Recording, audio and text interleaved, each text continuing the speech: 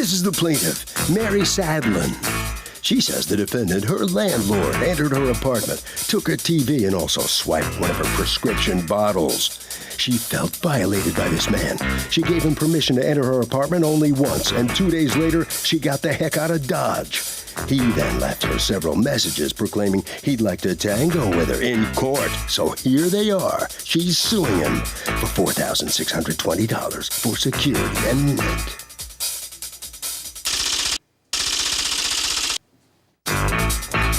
This is the defendant, Robert Feldman.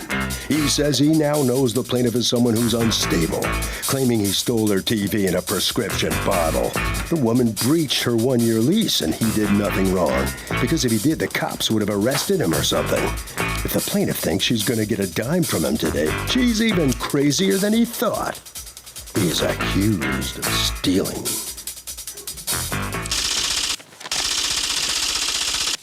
The defendant has filed a countersuit for $5,000 for unpaid rent. Litigants have been sworn, Your Honor.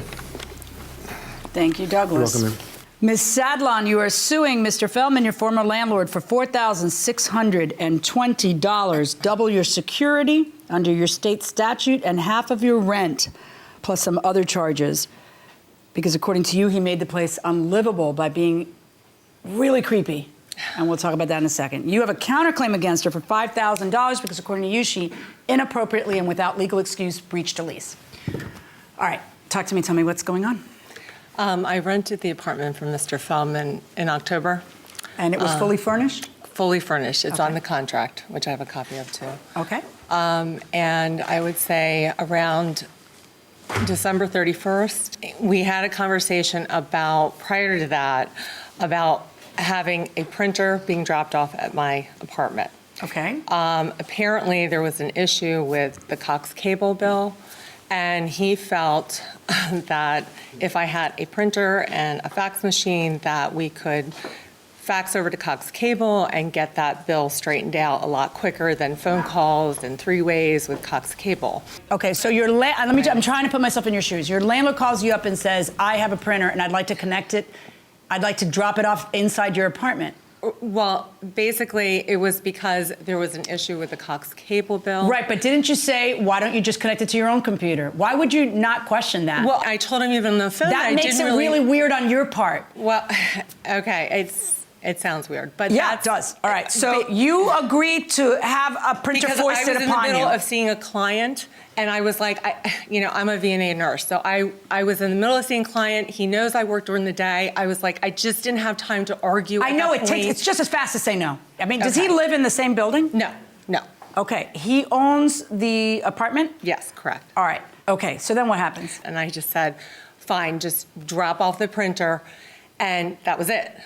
So the next thing I know is when I got home that evening, I went into the bedroom and I saw the TV missing. And then my first thought— How big is this TV? It's about 20-inch. And the first thought was, oh my God, it's been stolen. That was my first thought. And then I checked, I went back and I checked some voicemails and text messages, and that's when I realized that Mr. Feldman had taken the TV. What did he say? Well, it's on a CD voicemail. Sure, let me hear the voicemail. See. First saved voice message. Hi, Mary. It's Robert. Listen, I left off the Hewlett-Packard laser printer.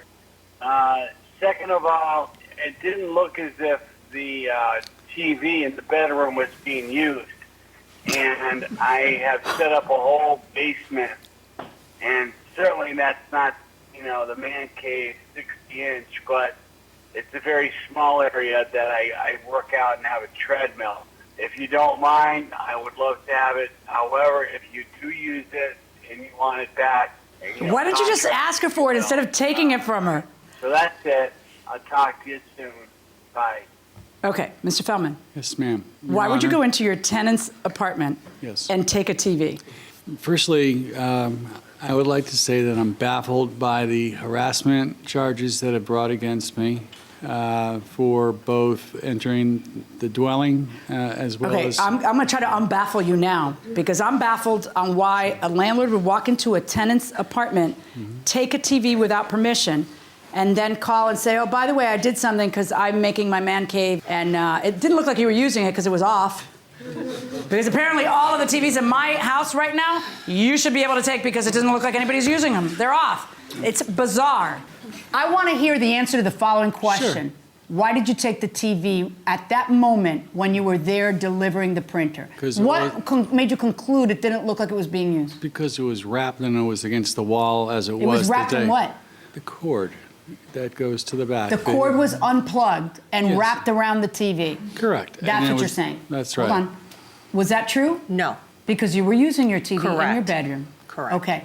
So the cord was unwrapped, unplugged, and wrapped around the TV. Now, when you rented it to her, was it wrapped around the TV or was it plugged in? It was wrapped around the same way it was because it hadn't been touched. So did that TV work? Yes. How'd you know? You plugged it and then you unplugged it and wrapped it around the TV? Correct. Can you see why I might have some difficulty with that? So Well- you take the TV, all right, and then you call and you say, you know, if you want it back, I'll give it back. And then you do what? Basically, I didn't respond to him until he offered to bring the TV back. And it was just via text messages because I felt very uncomfortable. I wasn't sure how to address this initially. So in the text messages that he sent back, he said I could have Joe, the maintenance person, bring the TV back. And that's what occurred. And Joe that's what brings the occurred. TV back. Correct. That's and what I then agreed this to. and little I episode heard. is over with. But at Right. some point, you get another phone call from him. Correct. About a week later, my partner and I were out at a restaurant in town, and I get a call from him. It was about 6 o'clock on a Saturday night. And he said that somehow he had accidentally taken my prescription bottle of naproxen. Wait. Because did you get a phone call saying that? I got a phone call, which I knew it was him because it would come up Robert on my phone, and then I just let it go into voicemail. Oh, so do you have a tape of that? Yes, I let do. me play that. Next message. Hi, Mary. It's Robert. Oh my gosh, I just was going through my medication, and I came across a bottle of naproxen, and I realized it was your name on top of it. And it wasn't that I was sneaking around looking for what type of medication you're taking. However, there was something that Joe did with the fuse box that I wanted to check.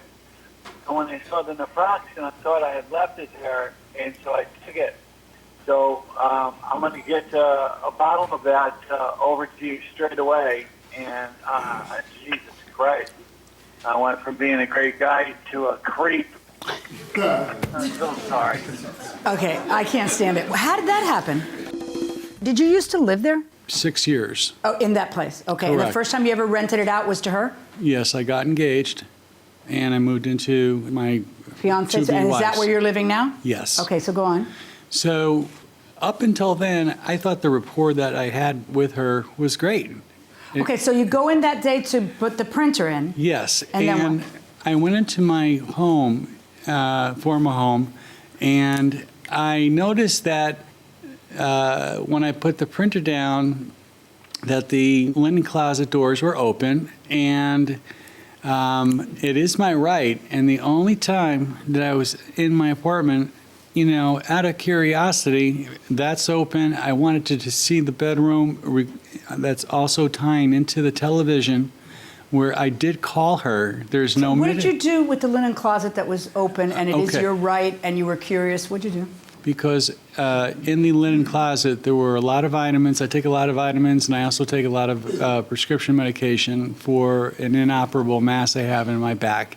And I was very surprised that I had left the prescription medication. I had left sheets, linens, everything, and I mean, it was spooky. It was exactly the way it was the day that I left it 3 months prior. That piqued curiosity on my part. And made you take her prescription drugs? No, not purposely. And this is where the police department stayed. Forget the police. Look at me. Yes, ma'am. I have some very basic questions. I want to know Sure. what was in your head. Okay, forget what the I did police, was forget I- the apology, forget the phone calls that come in. I want to know what possessed you to search her linen closet, find a prescription bottle that has her name on it, Mm-hmm. and think it's yours. Okay, firstly, I didn't search the actual medications because there were only 3 bottles. So all I did was I scooped my vitamins along with the 2 prescriptions. Were those his vitamins? I believe he did have vitamins in that closet. Okay, yes. go on. And just put them in the bag that I brought the laser in. That's all. And okay, and I'm then not a bad guy. I'm not here to steal a leaf. well, Or- it has to feel a little weird if you're a tenant because you've said now twice, my home, my right. I think you have a boundary problem with understanding that you have now given up your right for it to be called your home. It is her space. And you don't have a right to go to her space and look through her closets and then take her TV because she rented it with a TV and take her medicine because it's her medicine and then not be thought of as it being a little odd. Actually, hold on one second because in your answer to the complaint, I noticed the closet door was open but there were no clothes. I thought, where are her clothes? So I start to wonder if there's something else. Were you sweet on her? No. Okay. I've been with the same woman for 20 years. My father told me at 50. You haven't married her? You've been seeing her for 20 years? That's a whole other issue. No, it's a good thing because It's a good thing? I don't know. It might be. I'm not sure. We're gonna hear a little more from you now. When you find out you have her pills, you call her. Absolutely. And you tell her, listen, I made a mistake. I'm so embarrassed. All right. So now what happens from your perspective? Oh, at that point, I felt violated, and I just didn't know when this had occurred. So at this point, I'm thinking, how many times has he been in here? You know that he's taken a bottle, and now you're worried he's been there a different time. Correct. And then what? And then I went and I sought legal advice from a friend who's also an attorney of mine, and his recommendation was to get out. Okay. That I felt violated, it was unsafe. There was an event that happened previous to all this where my partner and I were out. It was 11:30 at night on a Saturday. We were walking back to his car, and he was in the parking lot that night.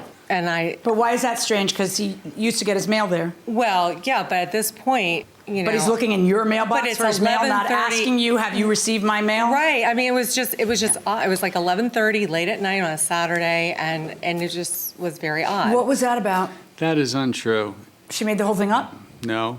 If you just dial the clock back to approximately 6:30, she was coming out with a friend. I didn't know who he was. They were having some type of animated conversation. I really didn't hear it. And she just put her hand up and said, I don't want to talk. And I said, I'm not here to see you. According to you, it was 11:30? 11:30, Can you come on up? Yes. Hi. Hi. Do you remember that evening? I do. And what time was it? It was 11:30, quarter to midnight. Okay. Were you guys coming home or were you leaving? No, we were in the process of leaving. All right, so now you decide that you're going to leave, and how do you break it to him? I just said that, I was no longer comfortable, felt violated in this dwelling. And his response to that was what? And I just wanted my deposit back. And his response to that was what? I would love to tango with you in court. Okay, will you go ahead and play those messages for me? I'll tell you when I want you to go to the next one. Next message. Did you pay January rent? Still doing what Yes, I did. thought he was going to be doing. Okay. So you moved out in January when? January On the 15th. auction, I thought that I was notified my him on the auction, and I 16th left via there. text. But you were paid up for all of January. Correct. With reference to TV. But you are now suing for half of looked as if you January. weren't even Correct. using it. I needed it for a day or two, and I returned Your it deposit was promptly. $1,900. I needed it for a day or two? Again, I came in with your permission. Rewind that. Is that what he just said? Yes. I needed it for a day or two? So, You didn't mention that? That he said that on a recording? Let me hear that again. good. Next message. With reference to the TV, it looked as if you weren't even using it. I needed it for a day or two, Oh, the and I TV. returned it promptly. Okay. All right. All right, turn it off a second. I Did you ever call the police? Yes. When did you call the police? When my attorney recommended that after he refused to give me my Boy, deposit nuclear back. option all over. That's the problem when you ask an attorney how to handle something that has to do with just like life. All right, so the Well, I did police feel came over? violated. Can I see the police report? That's Yeah. what you have? Yes. So what happens? The police come knocking on your door. No. No. I was called by the police after apparently she had gone to them, telling them that I had gone into the dwelling on more than a handful of occasions without permission. that I Well, you went understand into. why she thinks that, because it was a week and a half later that you mentioned the naproxen. But in any event, feels that Feldman getting into there several times is harassing her. She did not feel comfortable staying in the apartment. She moved out. She sent him a letter. I spoke to Feldman in person at the police department. He brought in an empty naproxen container. He explained that he took the medication container, but claims it was empty. Sadlin claims there were approximately 17 pills left. Was the bottle empty? Yes. You say he's lying. Correct. Welcome back to the People's Court. Harvey Levin here. So if, as crazy as this sounds, if your landlord goes into your apartment, takes your TV because he says, oh, she's not using it, what would you do? I would sue. I would go file a police report. I'd be mad. For theft. Okay, that's kind of interesting. What about? I'd probably deduct it from the rent. Well, that's actually interesting. I mean, I would go after the TV. What would you do? I'd file a report. What's weird is not one of you guys said I'd move out. That's interesting. Nobody said you'd move. That's kind of interesting. Going inside the courtroom. So let me ask you this. She kept the security deposit, and the reason that you didn't return it to her is because you feel that she breached a lease and she didn't have a right to. Without any Okay, so what this all boils down to is what is reasonable. And you feel that she doesn't have a right to leave if she sees you there, because it's a free country and you can be there. If she finds out you took a TV without asking her, and if she finds out a week later that you took her pills without it, you don't think that's weird and creepy? And you don't think she has a right to wonder about, maybe I hear you. You're telling me I'm a perfectly reasonable, nice guy, Judge, and this is all just like, I look bad. But wouldn't you agree at least that you look bad? It could, in a certain light. Right. But I will tell you this much. I sought, number one, permission to help, and that was with the laser printer. Number two, the medication. Which looked nice until the other stuff happens. Then it looks like you're just trying to get in there. Okay. However, the police, after their investigation of harassment, it says, we believe Feldman did not steal anything. And up until then, I didn't think that there was any type of bad blood between Ms. Sadlin and myself. But what you have to learn is that there are boundaries. It is not, she doesn't want to live with you. You're not her friend. You're not her roommate. You're a guy who collects rent once a month, and that's all she wants to hear from you. She doesn't want you taking things that belong to her because she leased that apartment furnished, which means she leased that TV. No matter what, you shouldn't have taken anything out of there. But the problem is that you take something out of there because you feel like it's still your place, and it's not. You're renting it out and you're making income. You're paying how much? $1,300 a month. Right, so it's not your place. I mean, at some point, it's kind of creepy. I once had a landlord when I was in law school who called us to complain. We were 5 women living, and they called us to complain that there was clothes everywhere. And he wanted to know why there was underwear on the floor. And I was aghast. You don't go through my stuff. You're not my father. Who do you think you are? It was really kind of, I felt like he was looking through my drawers or something. It was really uncomfortable. You have to know boundaries, and you kind of don't. And, even the repeated phone calls made her feel uncomfortable. I find that she had a right to go ahead and no longer live there. I don't think that was unreasonable on her part. Why are you suing for $70 for notarized voicemail message? What the heck's that? So we can listen to what we listen to. What is that? How's that notarized? The notarized, I guess they guarantee that it's not tampered with. May I say one thing, Your Honor? May I say one thing? It truly is. I can hear the voice messages. You have a counterclaim against her for $5,000 for rent. Without for question. February, she stopped paying rent in January, and she's suing for half of January. So February rent she didn't pay through September, which is the end of the lease, right? Did you re-rent the place? Because I saw in some text messages to her that you changed the locks 2 days after she left. That's what you said. Actually, the day she left. The same day she left. You Correct. changed the locks. So she couldn't get in if she wanted to. Why would she end up paying all this rent? But you also re-rented it. Yes. But as of what day? March 1st was the effective date. Okay, so and it's under right no here. circumstances, you don't get rent twice, so you would never be entitled to that. May I I find that this is strange enough that a person could feel. May I say one thing? No, we're done. I don't know that it rises to the level of legal harassment. I don't think, certainly not criminal. I think it's creepy. And I feel like if you're renting a place, you don't have to wait for something to go wrong. If you pick up a newspaper and you read it, it just makes you feel uncomfortable, and I think she's right. So now we have a little problem, which is that you live in a state that's really tough on landlords. If you don't send a letter within 30 days stating why you are withholding a security deposit, you automatically owe double the security deposit. Did you send her a letter? No. You now owe double. You owe double.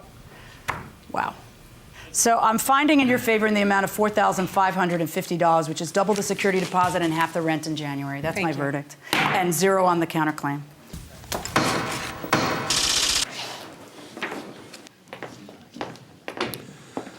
All right. Was there more that you wanted to say that you didn't get to say there? All I have to say is I wish no animus towards her, nothing bad. You understand how she could, and the judge too, can Yes, see yes. a boundary problem on your part? If they're not given all of the information, absolutely, 100%.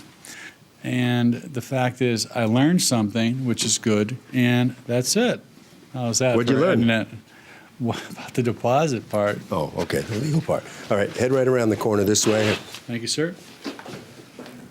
All right, so step in here. What do you feel coming out of the courtroom after all this? I just want to thank the People's Court and everyone that's been supportive. And What do you suspect was going on?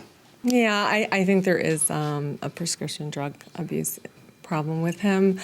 I'm a psychiatric nurse. I deal with that a lot.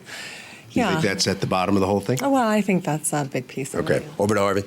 Kurt, by the way, there are other states that require landlords to itemize exactly what they're deducting, and they have to do it within a certain period of time, or they're going to be hit with penalties. And that will do it for this case. Litigants for the next case on the way into the courtroom right now.